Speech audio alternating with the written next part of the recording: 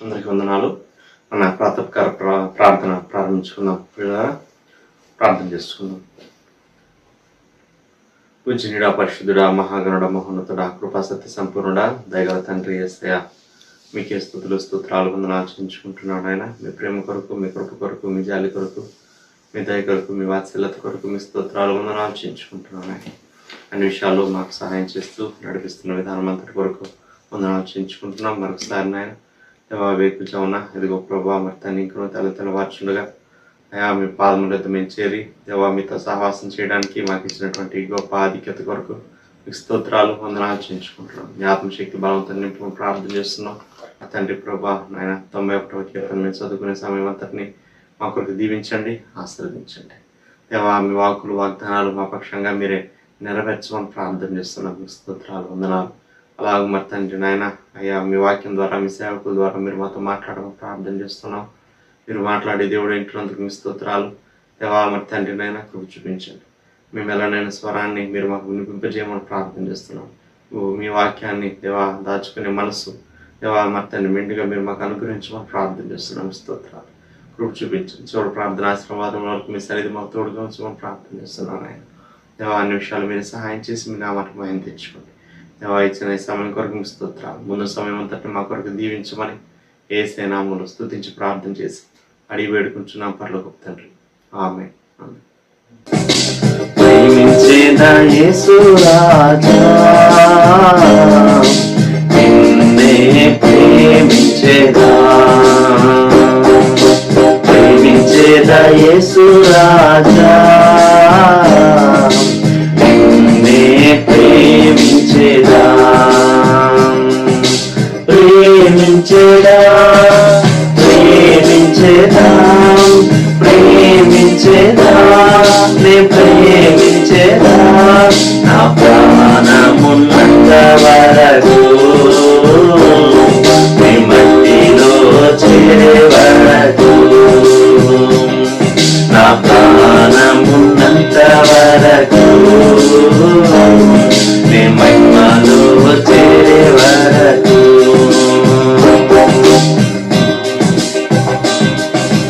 ఆరాధించెద యేసు రాజా, నిన్నే ఆరాధించెదా, ఆరాధించెద యేసు రాజా, నిన్నే ఆరాధించెదా, ఆరాధించెదా, నిన్నారాధించెదా, ఆరాధించెదా, నిన్నారాధించెదా, నా ప్రాణమున్నంత వరకు, నీ మట్టిలో చేరే వరకు, నా ప్రాణమున్నంత వరకు, నీ మహిమలో చేరే వరకు. ప్రకారంగా 91వ కీర్తన చదువుకుందాం పిల్లరా. మహోన్నతుని చాటున నివసించువాడే సర్వశక్తి నీడను విశ్రమించువాడు, మహోన్నతుని చాటున నివసించువాడే సర్వశక్తి నీడను విశ్రమించువాడు. ఆయనే నాకు ఆశ్రయము, నా కోట, నేను నమ్ముకున్న నా దేవుడని నేను యెహోవాను గురించి చెప్తున్నాను. ఆయనే నాకు ఆశ్రయము, నా కోట, నేను నమ్ముకున్న నా దేవుడని నేను యెహోవాను గురించి చెప్పుచున్నాను. వేటకాని ఊరిలో నుండి ఆయన నిన్ను విడిపించును, నాశనకరమైన తెగులు రాకుండా నిన్ను రక్షించును. వేటకాని ఊరిలో నుండి ఆయన నిన్ను విడిపించును, నాశనకరమైన తెగులు రాకుండా నిన్ను రక్షించును. ఆయన తన రెక్కలతో నిన్ను కప్పును, ఆయన రెక్కల క్రింద నీకు ఆశ్రయం కలుగును. ఆయన సత్యము కేడుమును డాలునై ఉన్నది. ఆయన తన రెక్కలతో నిన్ను కప్పును, ఆయన రెక్కల కింద నీకు ఆశ్రయం కలుగును. ఆయన సత్యము కేడమును డాలునై ఉన్నది. రాత్రి వేళ కలుగు భయమునికైనను, పగటి వేళ ఎగురు బాణమునికైనను, రాత్రి వేళ కలుగు భయమునకైనను, పగటి వేళ ఎగురు బాణమునకైనను, చీకటిలో సంచరించు తెగులునికైనను, మధ్యాహ్నం ముందు పాడు చేయు రోగమునికైనను నీవు భయపడుకుందువు. చీకటిలో సంచరించి తెగులకైనను, మధ్యాహ్నం మందు పాడు చేయ రోగమునకైనను నీవు భయపడకుందువు. నీ ప్రక్కన 1000 మంది పడినను, నీ కుడి పక్కన 10,000 మంది కూడినను అపాయం నీ ఎదుకు రాదు. నీ ప్రక్కన 1000 మంది పడినను, నీ కుడి ప్రక్కన 10,000 మంది కూడినను అపాయం నీ ఎదుకు రాదు. నీవు కన్నులారా చూచుచుండగా భక్తిహీనులకు ప్రతిఫలం కలుగును. నీవు కన్నులారా చూచుచుండగా భక్తిహీనులకు ప్రతిఫలం కలుగును. యెహోవా నీవే నా ఆశ్రయము అని నీవు మహోన్నతుడైన దేవుని నీకు నివాసస్థలంగా చేసుకుని ఉన్నావు. యెహోవా నీవే నా ఆశ్రయము అని నీవు మహోన్నతుడైన దేవునికి నివాస స్థలముగా చేసుకుని ఉన్నావు. నీకు అపాయమేమీ రాదు, ఏ తెగులును నీ గుడారము సమీపించదు. నీకు అపాయమేమీ రాదు, ఏ తెగులును నీ గుడారం సమీపించదు. నీ మార్గములన్నిటిలో నిన్ను కాపాడుటకు ఆయన నిన్ను గూర్చి తన దూతలకు ఆజ్ఞాపించును. నీ మార్గములన్నిటిలో నిన్ను కాపాడుటకు ఆయన నిన్ను గూర్చి తన దూతలకు ఆజ్ఞాపించును. నీ పాదములకు రాయి తగలకుండా వారు నిన్ను తమ చేతుల మీద ఎత్తి పట్టుకుందరు. నీ పాదములకు రాయి తగులకుండా వారిని తమ చేతుల మీద నిన్ను ఎత్తి పట్టుకుందరు. నీవు సింహములను నాగుపాములను త్రొక్కెదవు, కొదమ సింహములను భుజంగములను అనగద్రొక్కెదవు. నీవు సింహములను నాగుపాములను త్రొక్కెదవు, కొదమ సింహముల భుజంగములను అనగద్రొక్కెదవు. అతడు నన్ను ప్రేమించుచున్నాడు గనుక నేను అతన్ని తప్పించదను, అతడు నా నామం ఎరిగిన వాడు గనుక నేను అతని గనపరచదను. అతడు నన్ను ప్రేమించుచున్నాడు గనుక నేను అతను తప్పించదను, అతడు నా నామం ఎరిగినవాడు గనుక నేను అతను గనపరచెదను. అతడు నాకు మొరపెట్టగా నేను అతనికి ఉత్తరం ఇచ్చదను, శ్రమలో నేను అతనికి తోడై ఉండెదను, అతను విడిపించి అతను గొప్ప చేసేదను. అతడు నాకు మొర్రపెట్టగా నేను అతనికి ఉత్తరం ఇచ్చేదను, శ్రమలో నేను అతనికి తోడై ఉండేదను, అతను విడిపించి అతని గొప్ప చేసేదను. దీర్ఘాయు చేత అతని తృప్తిపరచదను, నా రక్షణ అతనికి చూపించదను. దీర్ఘాయువు చేత అతని తృప్తిపరచెదను, నా రక్షణ అతనికి చూపించేదను. ఆమె దేవుని వాక్యం విన్న పిల్లరా, దైవజనులు ప్రదర్శకులు గారు వచ్చి మనకు దేవుని వాక్యాన్ని అందిస్తారు. ప్రియమైన వారులారా, ఈ ఉదయకాలం అపోస్తలుడైన పౌలు కొరింథీయులకు రాసిన మొదటి పత్రిక 2వ అధ్యాయం 9వ వచనం చదువుకున్నాం. ఇందును గూర్చి దేవుడు తను ప్రేమించు వారి కొరకు ఏవి సిద్ధపరిచెనో అవి కంటికి కనబడలేదు, చెవికి వినబడలేదు, మనుష్య హృదయమునకు గోచరము కాలేదు అని వ్రాయబడి ఉన్నది. ప్రార్థన. ప్రేమగల మా తండ్రి, పరిశుద్ధ దేవ, మీకు స్తోత్రాలు. ఈ ప్రాతకాల ధ్యానం మా కొరకు ఆశీర్వదించి దీవించి మీ వాక్యం ద్వారా మమ్మలను బలపరచమని వీలు చేసి మీ బిడ్డలను, వారి కుటుంబాలను, వారి ఆప్తులు, వారి అంశాలను మీకు అప్పగిస్తూ ఈ సమయం మా కొరకు దీవించమని, వాక్యమై ఉన్నటువంటి మా కొరకు శిలువలో ప్రాణం పెట్టి తిరిగి లేచి పునరుద్ధరణుడైన సజీవుడైన యేసుక్రీస్తు ప్రభు శక్తిగల నామములో ప్రార్థిస్తున్నాం తండ్రి. ఆమేన్. పౌలు భక్తుడు కొరింథీ సంఘానికి వ్రాసినటువంటి ఈ భాగం బ్యాక్గ్రౌండ్ మనం యెషయా గ్రంథంలోనికి వెళ్ళాలి. యెషయా గ్రంథం 64వ అధ్యాయం 4వ వచనంలో ఇలాగూ రాయబడి ఉన్నది. యెషయా గ్రంథం 64వ అధ్యాయం 4వ వచనం. తన కొరకు కనిపెట్టు అనే విషయమై నీవు తప్ప తన కార్యము సఫలము చేయు మరి ఏ దేవునిని ఎవడును ఏ కాలమున చూచి ఉండలేదు. అట్టి దేవుడు కలడన్న సమాచారము మనుష్యులకు వినబడలేదు. అట్టి సంగతి వారికి తెలిసి ఉండలేదు. అలాగే ఇదే యెషయా గ్రంథంలో 65వ అధ్యాయం 17వ వచనం. ఇదిగో నేను క్రొత్త ఆకాశమును క్రొత్త భూమిని సృజించుచున్నాను, మునుపటివి మరువబడును, జ్ఞాపకమునకు రావు. ఈ రెండు భాగాలను ఆధారం చేసుకుని మరి విశేషంగా 64:4 పౌలు భక్తుడు కొరింథీ సంఘానికి వ్రాస్తూ దేవుని ప్రేమించేటటువంటి వారి కొరకు, దేవుని సన్నిధానంలో కనిపెట్టేటటువంటి వారి కొరకు, వేచి ఉండేటటువంటి వారి కొరకు, వారి కార్యాలను సఫలం చేసేటటువంటి దేవుడు మాత్రమే కాదు, ఆయన ఎటువంటి వాడు, ఆయన విషయాలు అందరికీ అర్థం కావు, మనుషులకు వినపడలేదు, అట్టి సంగతి వారికి తెలిసి ఉండలేదు, ఎవడు ఏ కాలంలో చూచి ఉండలేదు. కొందరికి కొన్ని విషయాలు కనబడితే కొందరికి కొన్ని విషయాలు కనబడవు. మనం ఏమంటామంటే, నా దృష్టికోణంలో నుండి చూడు, అప్పుడు నీకు అర్థమవుతుంది అంటాం మనం. దేవుడు తను ప్రేమించేటటువంటి వారి కొరకు ఆయన ఎన్నో సిద్ధం చేస్తాడు. ఎప్పుడు చెప్పాడు దేవుడు తన జనాంగానికి ఈ మాట అంటే,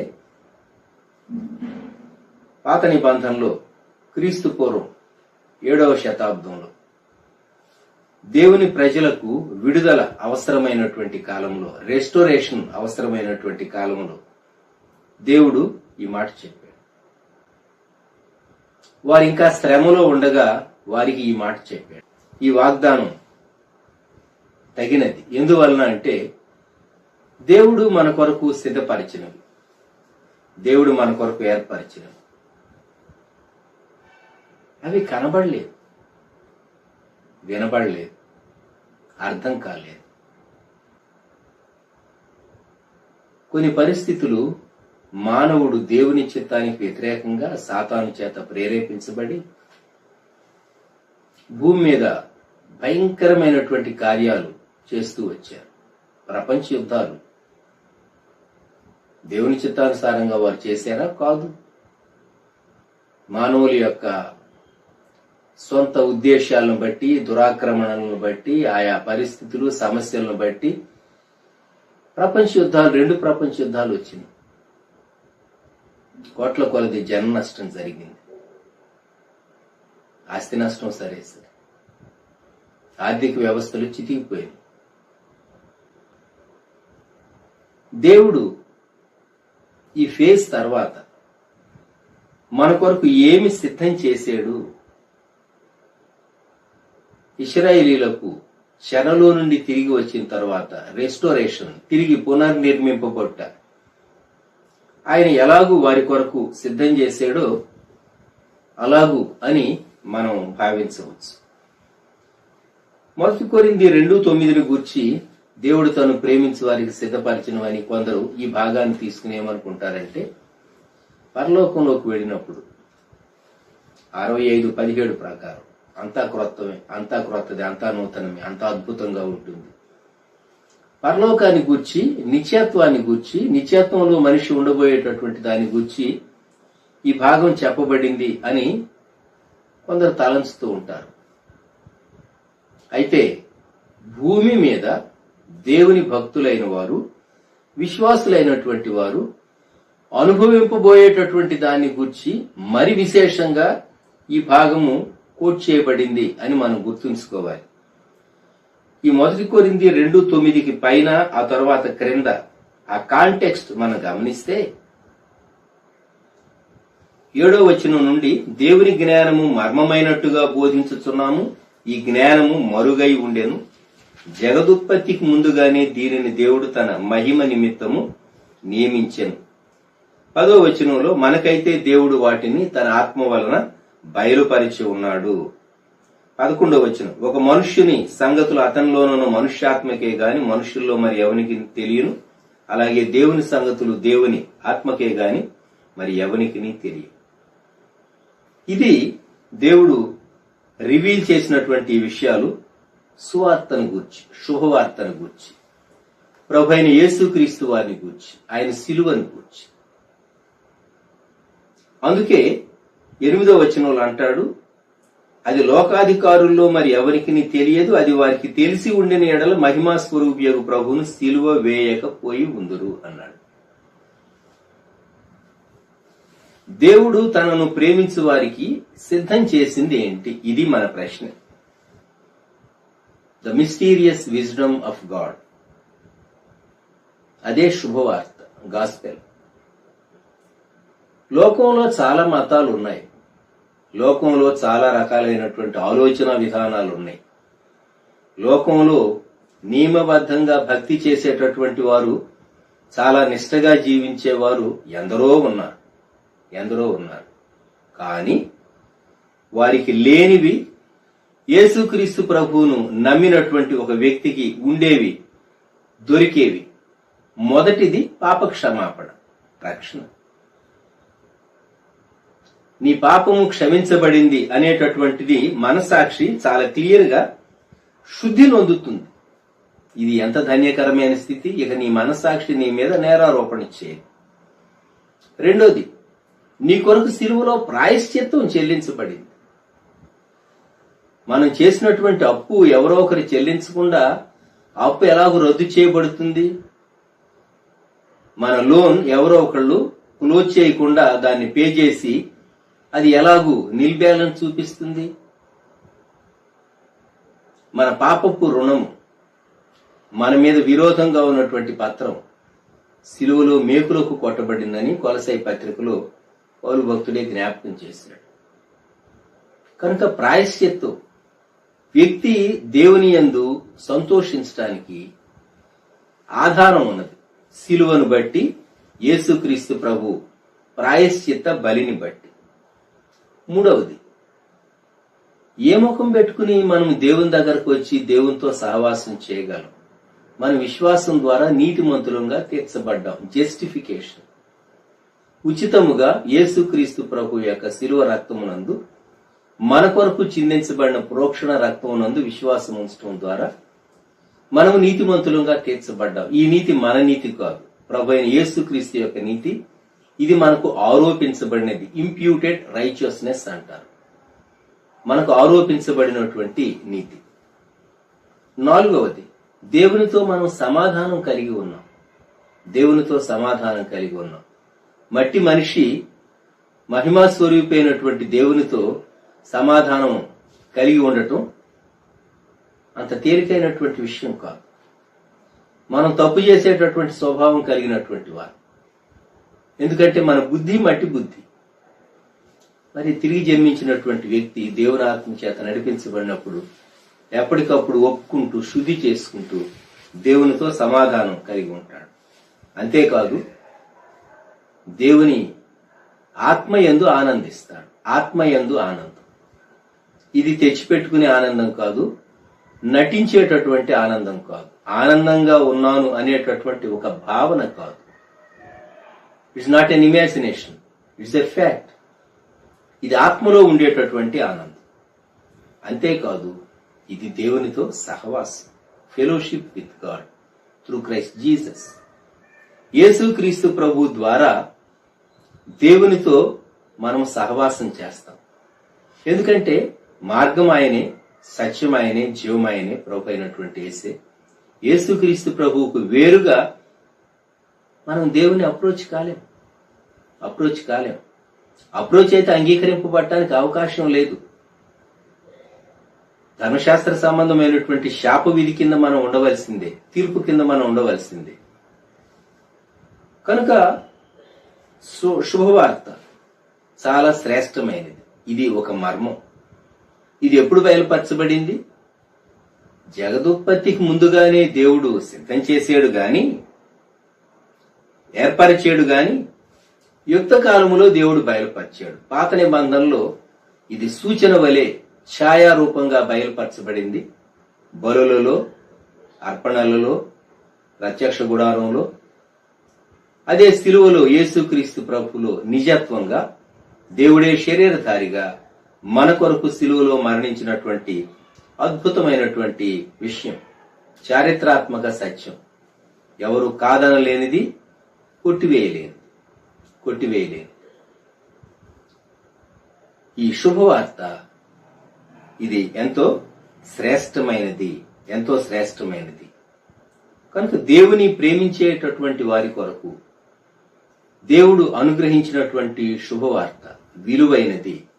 గాస్పెల్ ఈజ్ సో ప్రెషియస్. దైవజనులు జాన్ కెనడీ గారు చెప్పేవారు, the gospel is much bigger, much deeper and much wider than we think అని చెప్పేవారు. మనం అనుకునేటటువంటి దానికంటే శుభవార్త అనేది సువార్త. అది చాలా లోతైనది, చాలా వెడల్పైనది, అది చాలా గంభీరమైనది.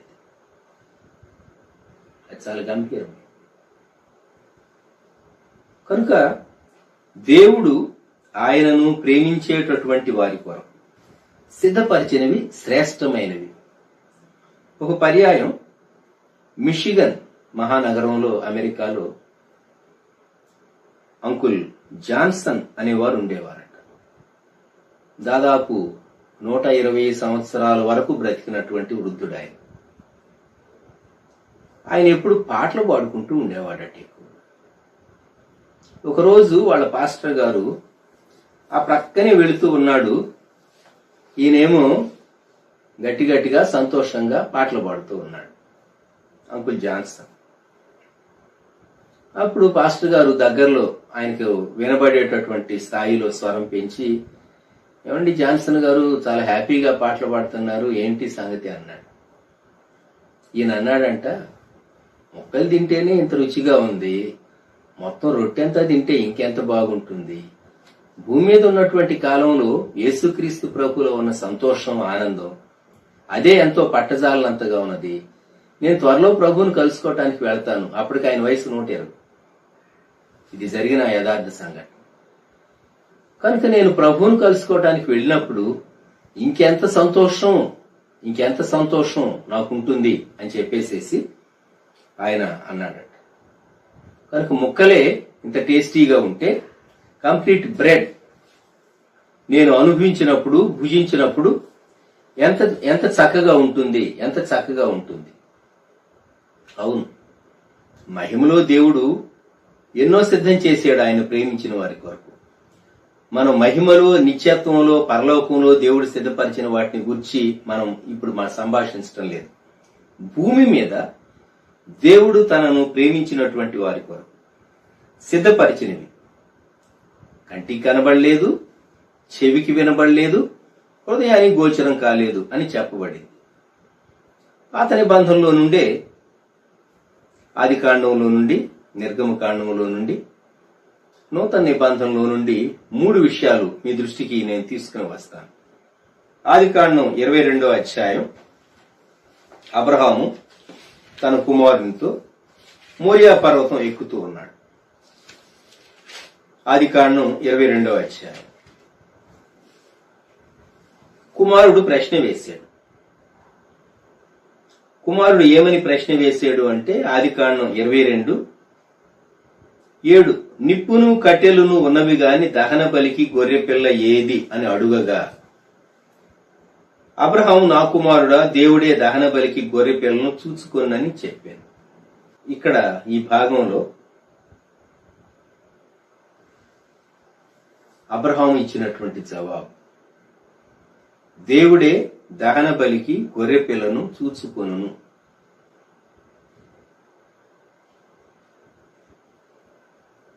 మీరు ఎప్పుడైనా ఎవరు బకరా దొరకలేదా అని అంటూ ఉంటారు, ఒక ఫ్రేజ్. హైదరాబాద్లో ఎక్కువ ఈ ఫ్రేజ్ వాడుతూ ఉంటారు. పేపర్లో కూడా చదువుతూ ఉంటారు, అలానే వ్యక్తిని బకరా చేశారు అని. దాని బ్యాక్గ్రౌండ్ చెప్తాను మీకు. ఆదికాండం 22లో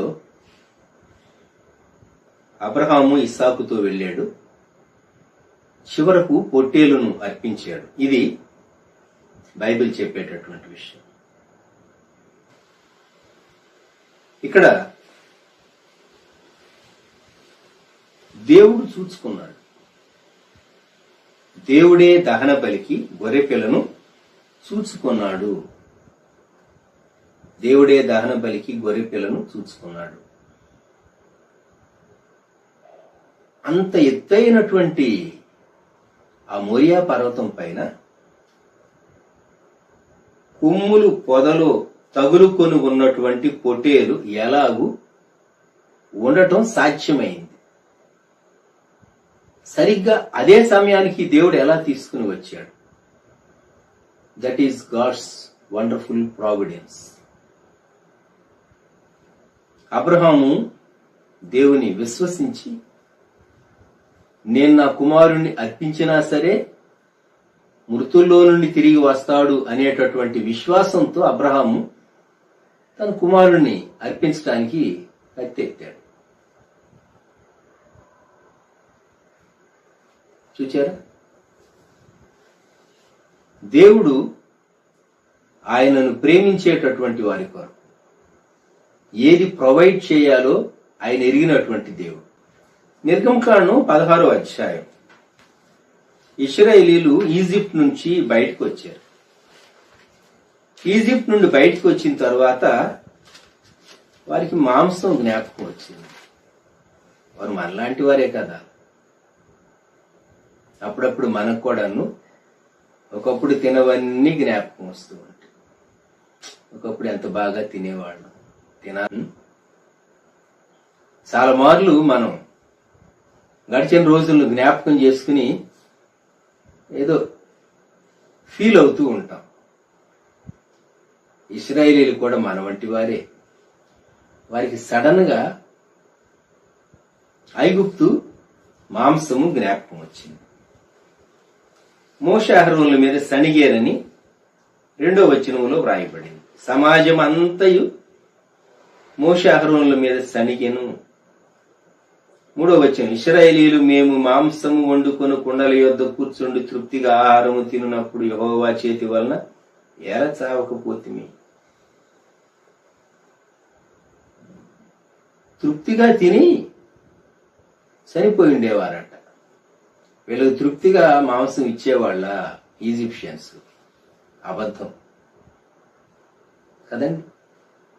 దేవుడు అద్భుతమైన రీతిగా వారికి విడుదలిచ్చి నడిపిస్తూ ఉంటే ఇప్పుడు మాంసం జ్ఞాపకం వచ్చింది. దేవుడు ఏం చేయాలి? బెదిరించాలా? ఇంకొకసారి మీరు మాంసం అనే మాట మోషే దగ్గర ఎత్తేరో జాగ్రత్త అనాలా? లేక మాంసం ఇవ్వాలి? అప్పుడు దేవుడు ఏమన్నాడు? యెహోవా మీద మీరు సణిగిన సణుగులను ఆయన వినుచున్నాడు. మోషే చెప్పిన మాట. ఆ తరువాత వచనంలో 12వ వచనం, సాయంకాలమున మీరు మాంసము తిందురు. సాయంకాలమున మీరు. అదే రోజు పూర్తిగా 12 గంటలు గడవలేదు, లేక ఒక 10 గంటలు గడిచింది అనుకోండి. ఇది ఉదయకాలం జరిగినటువంటి సంఘటన. ఏ 6 గంటలు 10 గంటల మధ్య జరిగిందో. సాయంకాలానికి ఏం జరిగిందో చూడండి. 13వ వచనం, పూరేడులు వచ్చి వారి పాళెమును కప్పెను. పూరేళ్లు మంచిగా తినేసేసారు. మంచిగా తిన్నారు మాంసం. పిల్లలేమి పెద్దలేమి కరువుదీరా తిన్నారు. కరువుదీరా తిన్నారు.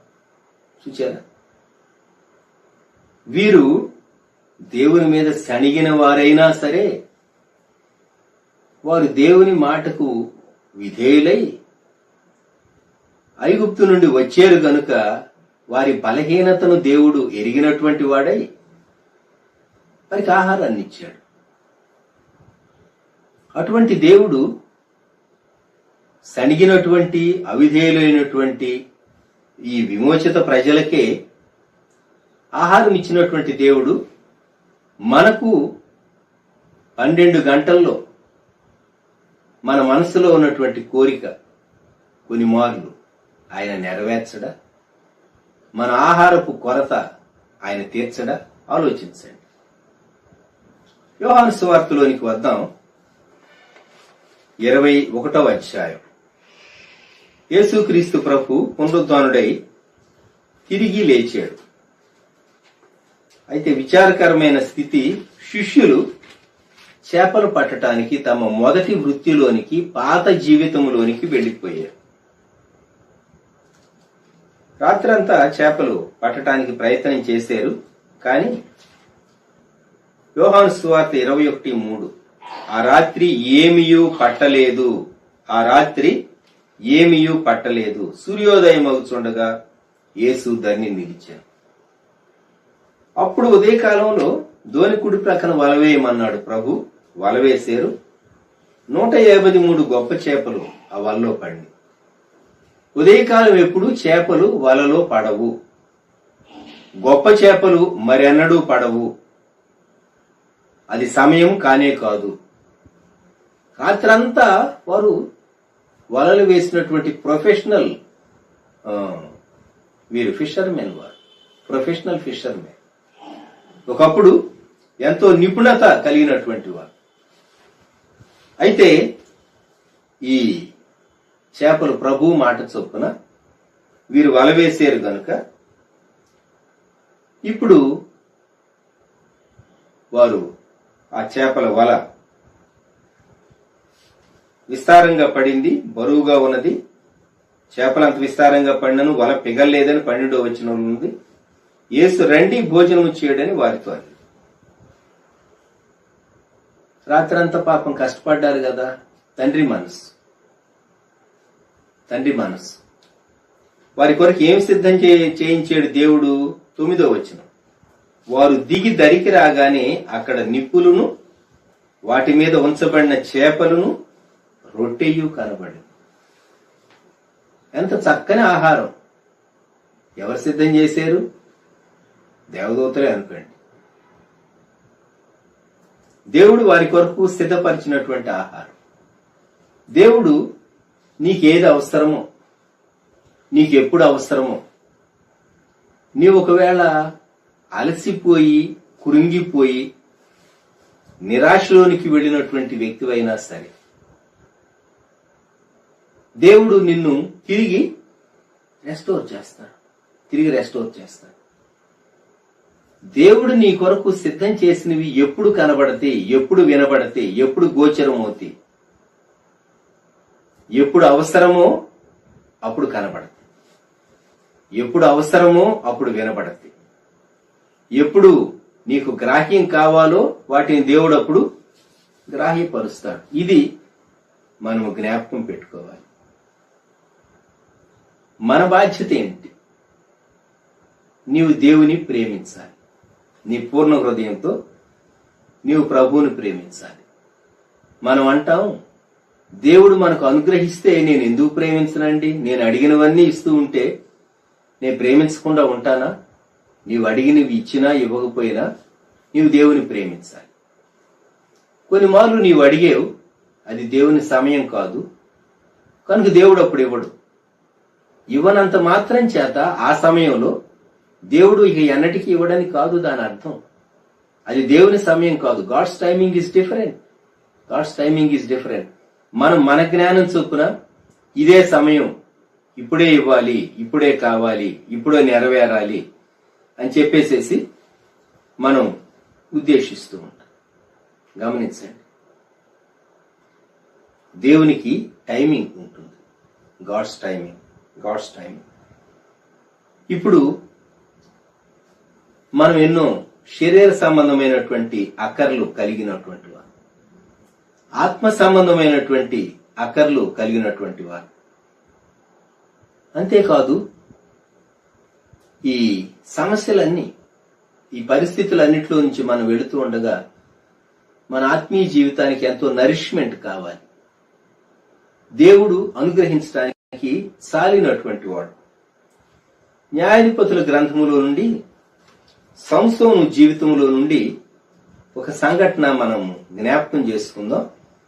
న్యాయాధిపతుల గ్రంథం 15వ అధ్యాయములో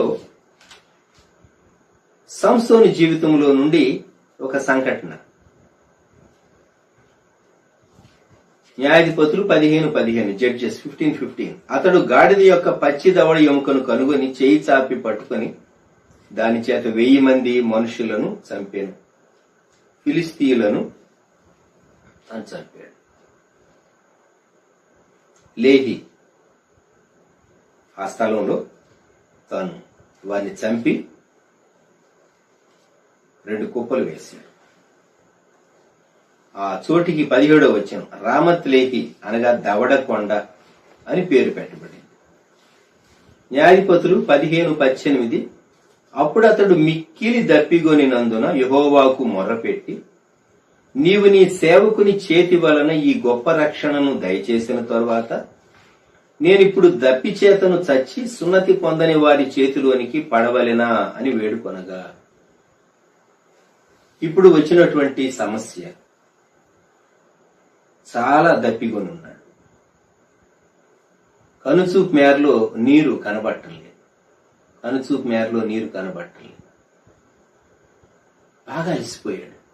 ఇక చనిపోతాడేమో. చనిపోతే తన శవాన్ని ఫిలిస్తీయులు ఏం చేస్తారు చూచారా? 19వ వచనం, దేవుడు లేహీలోనున్న ఒక గోతిని చీల్చెను, దాని నుండి నీళ్లు బయలుదేరాను. దేవుడే చీల్చాడు. అది అంతకు మునుపు నీరు లేని గోయి. ఆ గోతిలో నుండి నీరు ఉబికింది. అతడు త్రాగిన తరువాత ప్రాణము తెప్పరిల్లి బ్రతికెను.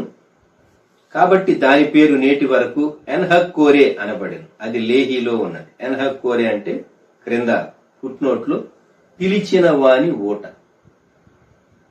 దేవుడు ఎవరినైతే యేసుక్రీస్తు ప్రభువులో పిలిచాడో, పిలిచినటువంటి వారు సొమ్మసిల్లినప్పుడు, అలసినప్పుడు, జీవిత సమస్యలతో పోరాడి, దేవా నేను బలహీనుడుగా ఉన్నాను, నన్ను కనికరించు, కృప చూపించు, మరణపు అంచుల్లోనికి నేను వచ్చి వేసాను అని దేవుని వైపు చూచినప్పుడు దేవుడు అక్కడ గోతిని చీల్చి నీళ్లు బయలుదేరేటట్లుగా చేసి ప్రాణాన్ని తెప్పరిల్ల చేసినటువంటి దేవుడు నీ ప్రాణాన్ని తెప్పరిల్ల చేస్తాడు. దేవుడు నిన్ను ప్రేమిస్తున్నాడు. నీ విధి నా విధి, మనము దేవుని ప్రేమించాలి.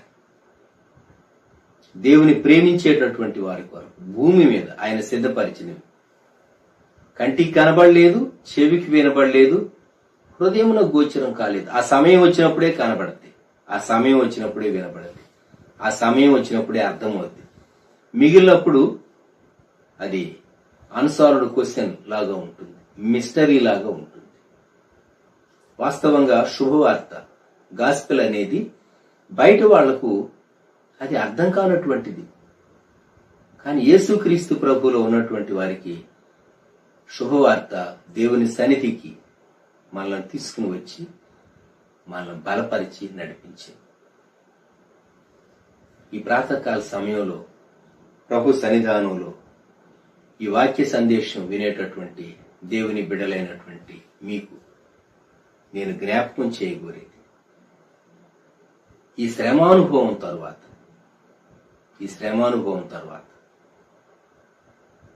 సంసోను యుద్ధం చేసిన తర్వాత సంసోనుకు దేవుడు సేద తీర్చబడటానికి ప్రొవిజన్ ఇచ్చినట్టు మనకు దేవుడు ప్రొవిజన్ అనుగ్రహిస్తాడు.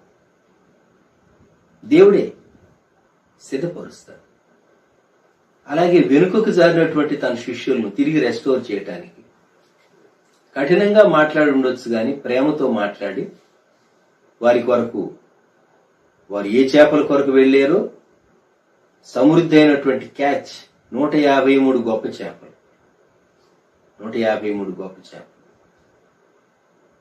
కొందరు భక్తులు ఏమంటారంటే, మనం దేవుని స్తుతించడానికి 153 కారణాలైన వెతుక్కుంటే చాలా మంచిది అంటారు. 153 రీజన్స్ దేవుని స్తుతించడానికి. ఆ చేపల వలలో విస్తారంగా పడినటువంటి చేపలు లెక్క వేయబడినవి, లెక్కలేనని చేపలు కాదు. 153 153 పెద్ద చేప. మనం మన జీవితంలో దేవుడు మనకు రానిచ్చినటువంటి పరిస్థితులన్నింటిలో ప్రియప్రభ, ఇశ్రాయేలీయులు శ్రమలో ఉన్నప్పుడు యెషయా గ్రంథంలో చెప్పబడినటువంటి మాట 64:4 మరొకసారి మనము జ్ఞాపకం చేసుకుందాం. యెషయా గ్రంథం 64వ అధ్యాయం 4వ వచనం. తన కొరకు కనిపెట్టు వాని విషయమై నీవు తప్ప తన కార్యము సఫలము చేయు మరి ఏ దేవునిని ఎవడూ ఏ కాలమున చూచి ఉండలేదు. అట్టి దేవుడు కలడన్న సమాచారం మనుషులకు వినబడలేదు, అట్టి సంగతి వారికి తెలిసి ఉండలేదు. దేవుడు ఎట్టివాడు, మన దేవుడు ఎట్టివాడు 64-65 అధ్యాయాల్లో చాలా స్పష్టంగా వ్రాయబడింది. ఆయన ప్రేమించేటటువంటి వారి కొరకు వారి పనులను సఫలం చేసేటటువంటిది. ఈ ఉదయకాలం మనం ప్రభు వైపు చూస్తూ, ప్రభు ముందున్నటువంటి దినాల్లో నీవు మా కొరకు సిద్ధపరిచినవన్నీ మేము స్వతంత్రించుకోవటానికి, మేము అనుభవించడానికి మమ్మల్ని సిద్ధపరచు. నీ కృప దయచి, మాకు సహాయం దయచి. కంటికి కనబడనివి కంటికి కనబడేటట్టు, చెవికి వినబడనివి వినబడేటట్టు, హృదయానికి అర్థం కానివి గోచరం కానివి మనోనేత్రాలకు కనబడేటట్టు దేవుడే ఏ సమయానికి ఏది అవసరమో ముందున్నటువంటి దినాల్లో మనకు సమృద్ధిగా అనుగ్రహించి మనల్ని బలపరచాలి అని కోరుకుందాం, ప్రార్థన చేసుకుందాం. ప్రేమగల మా తండ్రి, పరిశుద్ధ ప్రభువా, గొప్ప దేవ, మా రక్షక, మీకు వందనములు, స్తోత్రములు, స్తుతులు చెల్లిస్తూ ఉన్నాం. ఈ సమయంలో తండ్రి 1 కొరింథీ 2:9 మేము జ్ఞాపకం చేసుకుని క్లుప్తంగా ధ్యానించడానికి మీరు సహాయపడ్డారు. మేము మిమ్మలను ప్రేమించేటటువంటి వారంగా సిలువలో మా కొరకు రుజువుపరచబడినటువంటి దేవుని ప్రేమ సూర్యుపైనటువంటి ప్రభు అయిన యేసుక్రీస్తును, ఆయన రక్షణను, ఆయన రక్తమును అంగీకరించి ఆయన విలువైన రక్షణను పొందినటువంటి వారంగాను మేము మీకు అప్పగించుకుంటూ ఉన్నాం. లోకమునకు శుభవార్త అర్థం కాలేదు, రక్షణ యొక్క ఔన్నత్యం అర్థం కాలేదు, రక్షణ యొక్క విలువ అర్థం కాలేదు, యేసుక్రీస్తు ప్రభువులో ఉన్న శ్రేష్టత అర్థం కాలేదు. మీ కృపను బట్టి మాకైతే అర్థమయ్యేటటువంటి భాగ్యం మీరు మాకు ఇచ్చారు. అయితే భూమి మీద మేము జీవించే కాలంలో సహా మాకు అవసరమైన ప్రతిదీ మీరిచ్చి మమ్మలను బలపరిచే మంచి దేవుడుగా మీరున్నందుకు స్తోత్రాలు. యెహోవా ఈరే అని ఆదికాండం 22వ అధ్యాయంలో మీరు రుజువుపరుచుకున్నారు. అలా నిర్గమకాండంలో వారు మాంసం కోరుకున్నప్పుడు పూరేళ్లు పంపించి వారికి సమృద్ధి మాంసం ఇచ్చారు. ఆ పిదప వారికి మన్నాను మీరు అనుగ్రహించారు. అలాగే మీ శిష్యులు వెనుకకు జారిపోయినప్పుడు సహా వారిని ఎంతో ప్రేమతో రెస్టోర్ చేసి వారికి విస్తారమైనటువంటి చేపలు ఇవ్వటమే కాక చక్కని భోజనం వారి కొరకు మీరు సిద్ధం చేసి దసినటువంటి వారి దేహాలను బలపరిచారు. వారి ఆత్మలను తిరిగి మీరు రెస్టోర్ చేసినందుకు, ఉజ్జీవింపు చేసినందుకు స్తోత్రాలు. అలాగే శాంసన్ బహుగా యుద్ధం చేసి అలసిపోయి దప్పిపోయి మరణం అంచుల్లో ఉన్నప్పుడు తన కొరకు గోతిని చీల్చినటువంటి దేవుడుగా పిలిచిన వారి ఓట అని ఎన్హక్కోరే మీరు జ్ఞాపకం చేసినందుకు స్తోత్రాలు. ప్రియప్రభ, ఈ సమయంలో మేము మీ వాక్యం ద్వారా హెచ్చరిక పొందుతూ ఉన్నాం. మమ్మలను బలపరచండి, ఆశీర్వదించండి, మీ సన్నిధి తోడుగా ఉంచి సహాయం చేసి మహిమను పొందుమని యేసుక్రీస్తు ప్రభు వారి శ్రేష్టమైన నామములో ప్రార్థించి స్తుతించి వేడుచున్నాము తండ్రి, ఆమేన్. మన ప్రభు అయిన యేసుక్రీస్తు వారి కృప, దేవుని ప్రేమ, పరిశుద్ధాత్మని అన్యోన్య సహవాసం సదాకాలం సంగమునకు తోడై ఉండును గాక. ఆమేన్.